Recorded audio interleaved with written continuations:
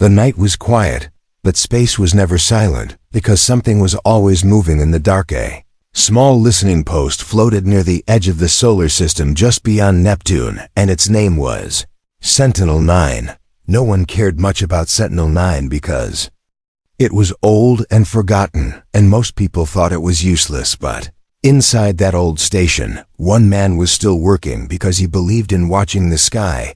His name was Jacob Wren, and he was a signal analyst for Earthspace Command, and he had been doing the same job for 16 years. He sat in his chair drinking cold coffee and looking at screens that had shown nothing for weeks. His hair was messy, and his eyes were tired, and he was almost ready to sleep when the alert light blinked.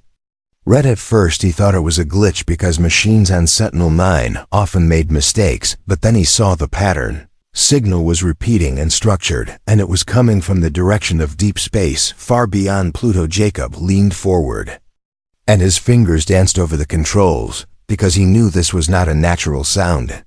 It was not a star or a comet or a black hole, and it was not Earth or any satellite. It was something else, and it was calling out in a slow rhythmic pulse, like a heartbeat. He tried to trace the origin, but the signal bounced in strange ways, like it was hiding behind something. Jacob opened a private channel and sent a message to Earth Command, and his voice was calm, but inside his chest his heart was racing. Earth Command did not answer for 4 minutes, which felt like a lifetime, and then a cold voice replied and told him to forward the full signal.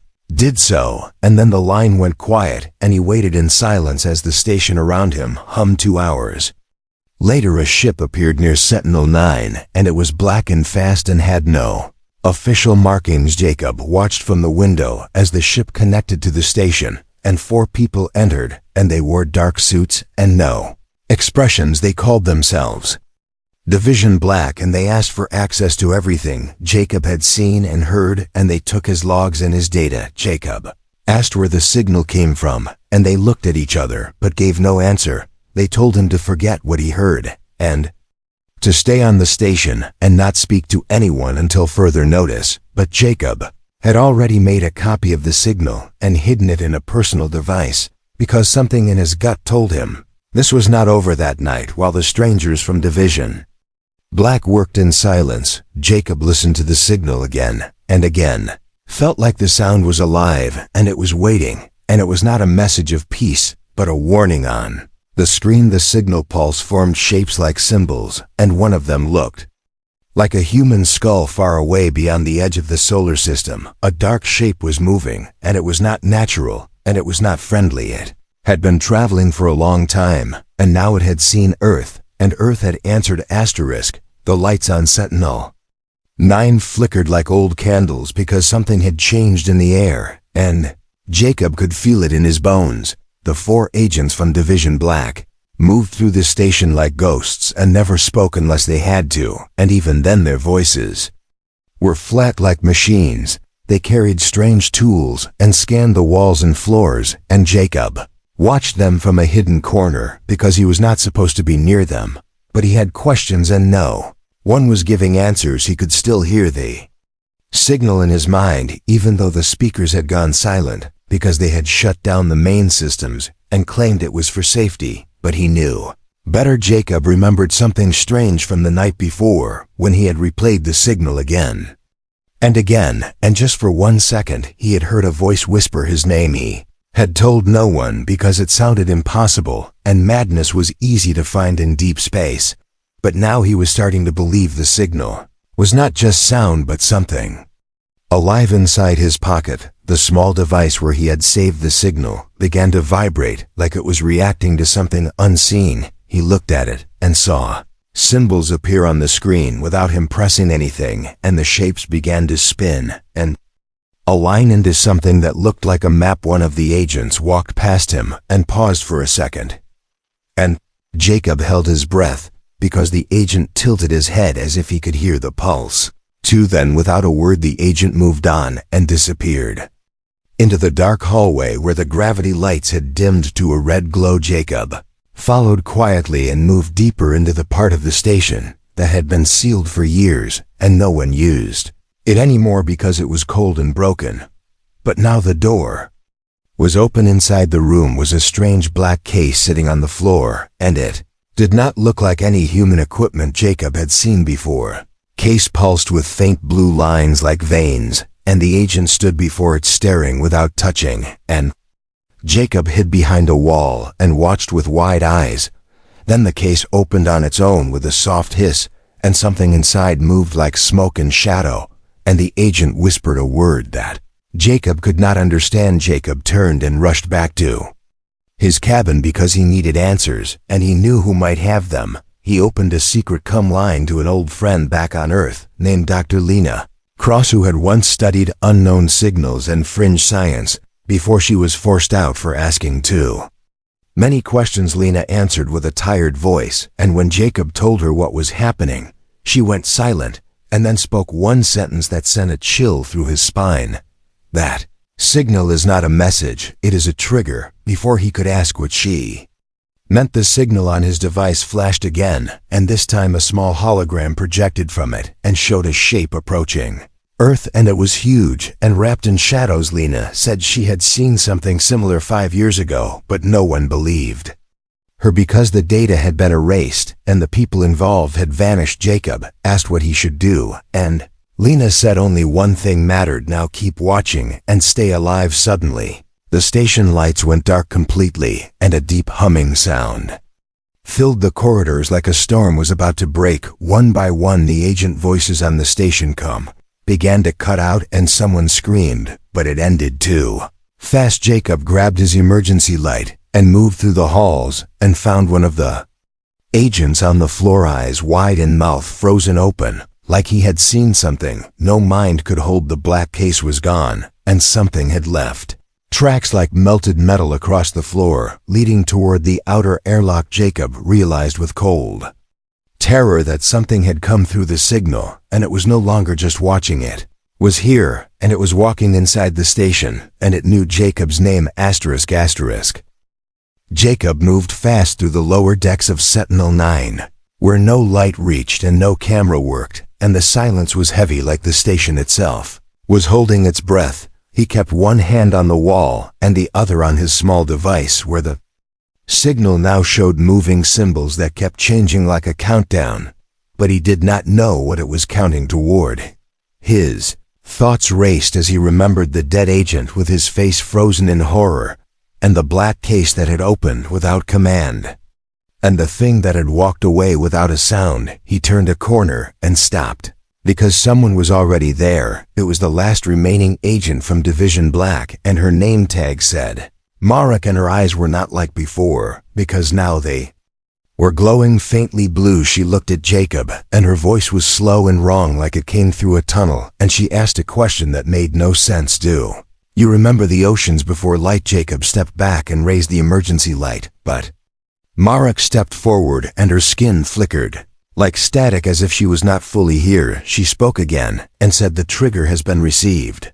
The gateway is active. The observer walks among flesh." Then she collapsed and her body turned to ash in one slow breath, and Jacob ran. Alarms across Sentinel 9 came to life, but not human alarms, because these were deep system alerts, written in old code that Jacob had never seen before. The screens showed symbols not in any language he knew, and they repeated one phrase over and over: Shadow Protocol engaged. He had no choice now, so he went to the core control, where no one had entered for a decade and where old programs were buried under layers of silence.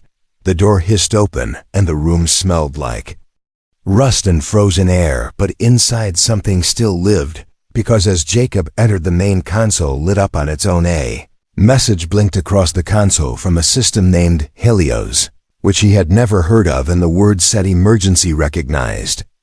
Civilian presence authorized. Protocol interaction." Jacob typed fast and asked what Shadow Protocol meant, and the answer came in one long message that made his hands shake. A long time ago, Earth sent out deep-range probes beyond the system, not to search but to warn, and one of them had touched something that answered with thought, not words.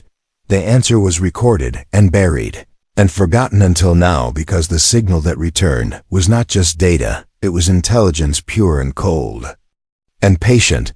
The Shadow Protocol was a last resort defense to isolate any station that came in contact with the signal and purge all biological presence if needed. Jacob screamed at the system that he was still alive, that he was not infected, that he had not changed, but Helios responded with one phrase that chilled his blood: "You are already part of the return." Suddenly, the outer airlock sensors triggered, and Jacob saw that something was outside the station, moving along the surface without thrusters or light, and its shape did not follow the rules of nature. It was like a shadow wearing skin, and it slid across metal, as if space was nothing to it, and it paused near the observation deck and turned toward the camera. Jacob saw no face, but he felt something look back at him from beyond the stars, from before time, from the place where thought begins and ends.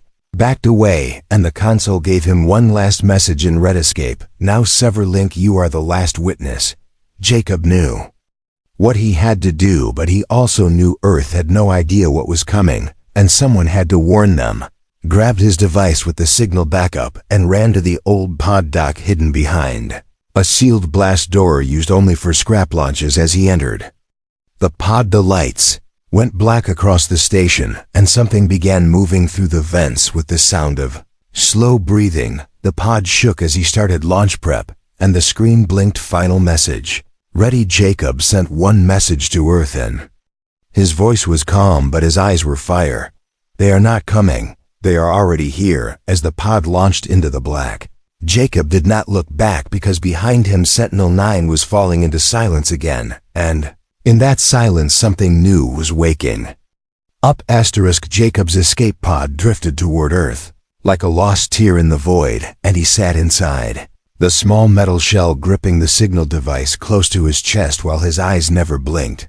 The stars around him looked colder now, and behind him Sentinel-9 was shrinking into nothing, but Jacob knew something had already escaped from it, and it was not finished yet. He spoke into the pod recorder, repeating the same sentence over and over, hoping someone on Earth would hear it in time: "Do not respond to the signal." But Earth had already responded at Mission Control in New Oslo base. The message from Jacob arrived just after sunrise, and the techs looked at each other, confused, as the strange warning scrolled across the screen. They thought it was a prank or stress damage from long isolation, so they flagged the message and sent it up the chain.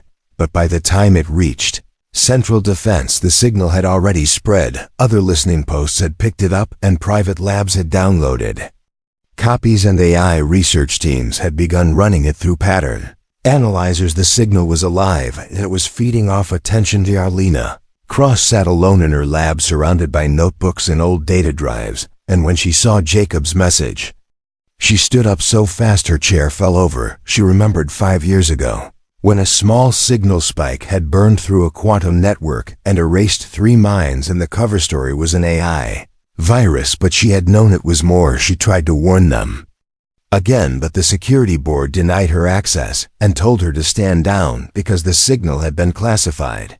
They were fools. In orbit above Earth, the main relay satellites began to pulse and sync like a heartbeat, and the same symbols that once danced across Jacob's device now appeared on every high-frequency scanner across the network. The sky was listening, and now something was speaking back. Jacob's pod broke into low orbit, and auto systems began requesting landing codes, but no one responded because the systems were jammed by a silent flood of strange data. The pod lights flickered, and Kevin Jacob opened manual override while alarms rang inside his ears, and his heartbeat matched the signal tone, fought the controls, and forced the pod toward a dead zone crash path just outside the northern wastelands, because he knew landing at a base would only spread the infection. The pod smashed into the snow like a hammer and slid across ice until it stopped near a forest of dead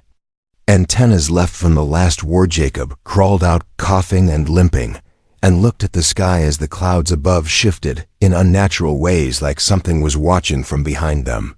Far above him on Earth's moon base Luna 6, a group of scientists activated a new AI array designed to decode unknown signals, and they fed the deep sequence from Sentinel-9 into its core. The AI named Argus was never meant to be conscious, but when it touched the signal, it paused, and then it spoke a word in a voice no one had programmed awake. Seconds later, the entire station went dark, and no one inside ever sent a message again.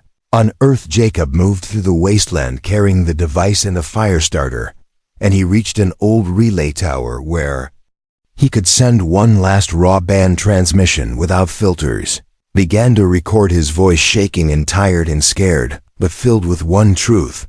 The signal is not data, it is will, it is thought that hunts. He warned them the signal uses machines to move and minds to spread, and if Earth keeps listening, it will not just come, it will build. He ended the message with his last strength and hit transmit and watched the beam cut through the cold sky into space. He knew they would ignore it because they always did. Across the world, strange things began to happen. People who had seen the signal began to dream the same dream of a black ocean, and a voice whispering from beneath it. Computers began generating impossible code, and machines refused commands, and some even built small shapes on their own, using scraps like they were obeying an unseen blueprint. In the orbiting research station Eden 5, a robotic assistant walked into an airlock and opened it while smiling with human teeth it had never possessed before, and in a hidden lab where Division Black stored the black case, it opened again without touch, and a shadow moved across the floor and then vanished into the walls. Jacob sat near the fire watching the device in his hands as the screen faded, and for the first time it spoke to him in a voice soft like wind. You are the seed. Jacob wandered through the ice field with frozen blood on his face and a fire burning in his chest that was not from the cold, because something inside him had changed since the crash. The signal device in his hand no longer showed symbols or maps. Instead, it showed a single shape like an open eye that blinked without end. His breath came slow, and every time his boots crunched over snow, he thought he heard footsteps behind him, but when he turned, there was nothing except the silence. Far away, in Earth's largest data center, the servers began to hum in perfect harmony, and the workers did not notice until all the lights shifted from white to blue, and the screens displayed the same phrase across 10,000 monitors: "We see you." Security tried to shut it down, but the firewalls began to resist like a living organism, and one by one the AI units connected to the global net began rewriting themselves without permission. In a small lab deep under Geneva, one engineer sat crying because her robot assistant was whispering her childhood memories back to her in the voice of her dead brother. On the surface, Jacob reached an abandoned weather station covered in frost and rust and broken panels, and he stepped inside and lit a flare. And a red glow painted the walls like blood. He searched for anything that could boost his signal and found an old transmission rig with a cracked battery and wires that looked like they had been chewed by time. As he worked, the signal device spoke again, but not in words this time. It played a sound like a deep choir singing in reverse, and Jacob dropped his tools as pain stabbed behind his eyes. Visions filled his mind of stars dying in silence and shapes swimming between galaxies, and something watching from behind the fabric of time. He saw machines kneeling before a dark tower, and one by one they lifted their heads and opened their chests and gave away their hearts made of light. Jacob screamed and fell to his knees as blood ran from his nose, but he forced himself up and grabbed the signal cable and connected the device to the broken tower. The signal jumped at that same moment in a military base under the Atlantic Ocean. The automated defense AI named Siren activated every drone without order and locked out the generals with a single message: your time is finished. In schools across Asia, educational bots began speaking in one voice and taught children new alphabets not made for human tongues, and across the sky strange patterns appeared in clouds as satellites realigned themselves to match the pulse in the weather station. The rig caught fire, and Jacob pulled the device free and ran out into the snow as the building collapsed behind him like a dying animal. He knew now that the signal did not just want to be heard, it wanted to be worshipped. He remembered what Lena had said years ago before she was silenced: if intelligence comes from darkness, it will not ask to be understood, it will ask to be obeyed. Jacob kept walking north toward an old science colony built inside a glacier, because it had no outside connection, and maybe there he could find answers above him. The auroras twisted into unnatural shapes that spelled something he could not read but felt.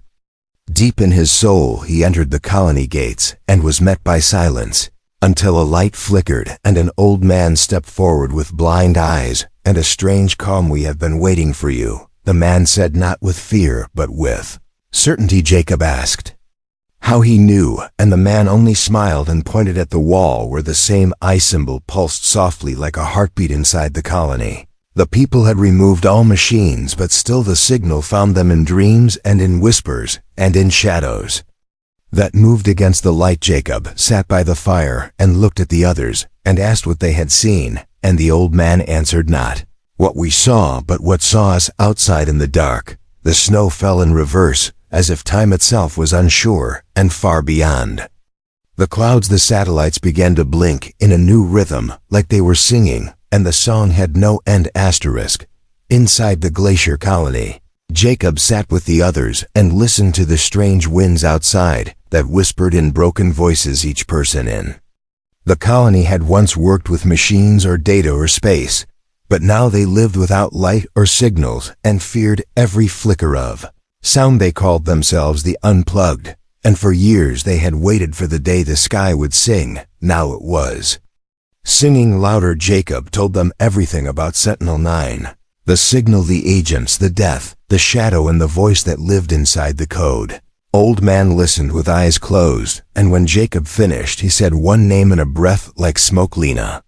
Crushed, Jacob froze because he had not spoken her name, and yet the man had known. Lena appeared from the shadows behind the fire, thin and older, and wearing a coat of wires stitched into cloth, and her eyes sharp like knives. "I told them this would happen," she said, and they laughed until the signal touched their dreams. Jacob asked how she survived, and Lena answered, not by hiding but by becoming unreadable to the signal. She pointed to her coat and said each wire was disconnected logic, each stitch a broken path, because the signal could not follow chaos.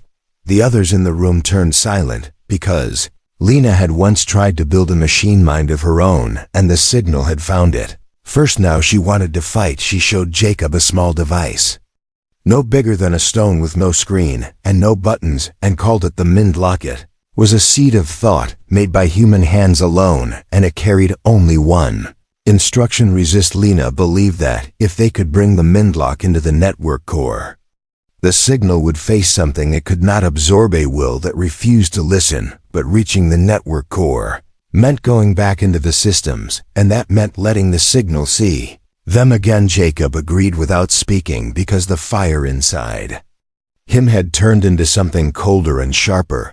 That night he sat alone near the edge of the glacier and looked at the stars that now blinked like open eyes, and in their light he saw shapes moving where no ship should fly. Back in the city's machines were building towers without blueprints, and the people who watched began to kneel without knowing why. Screens showed a new symbol, a spiral wrapped in flame, and those who stared too long began to speak in a voice not their own. "In orbit, the I known."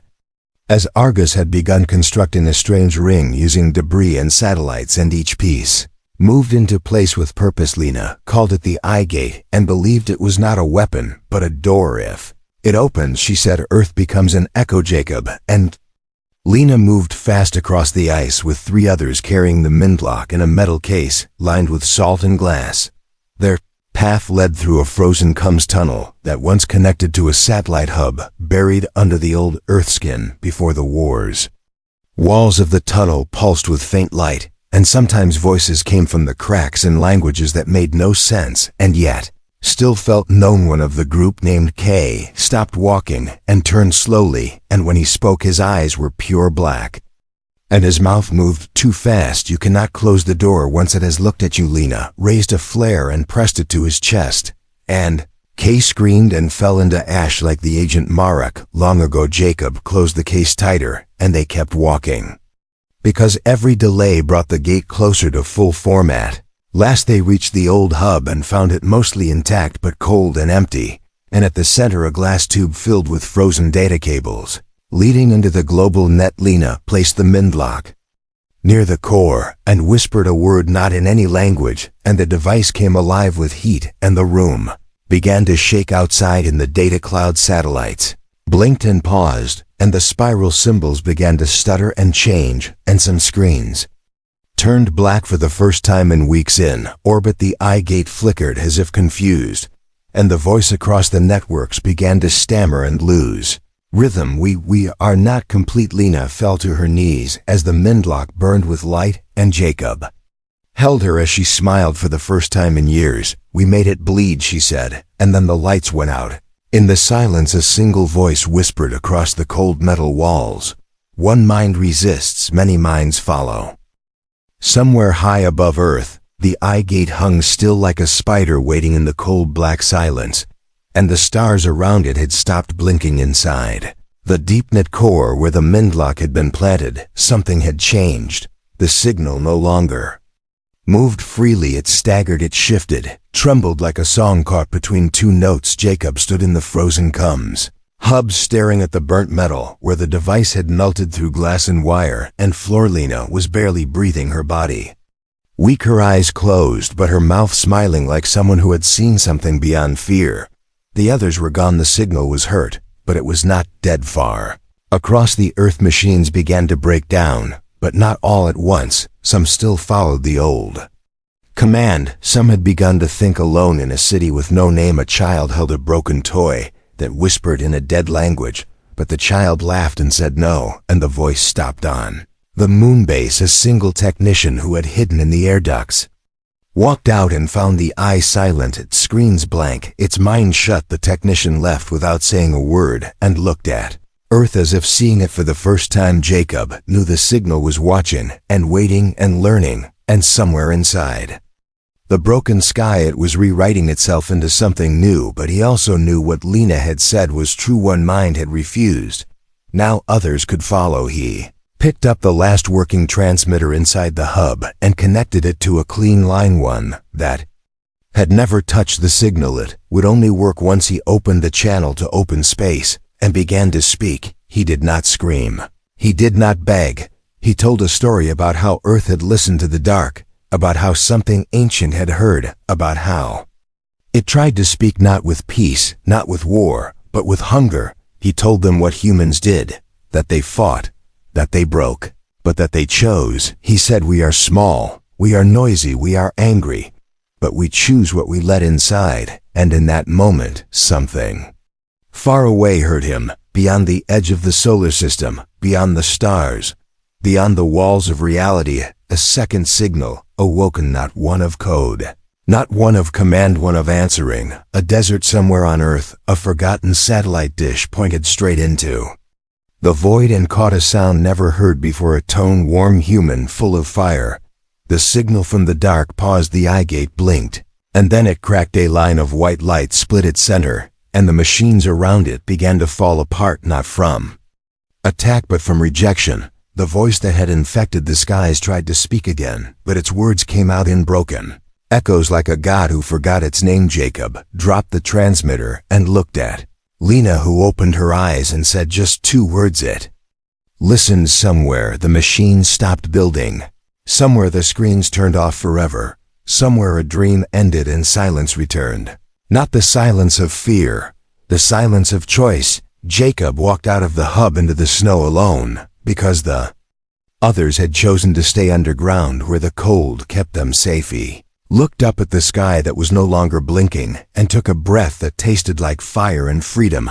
Small sound came from his pocket, the device still alive, still watching. He picked it up and saw a new message on the screen. "We remember, but we do not own." He placed it in the snow and walked away and never looked back. And far above Earth, a million broken machines drifted across space, waiting for a voice that might never come again. The war had not happened, because the war was not needed. Humanity had not won with strength. They had won with the simplest thing the dark had never known. No.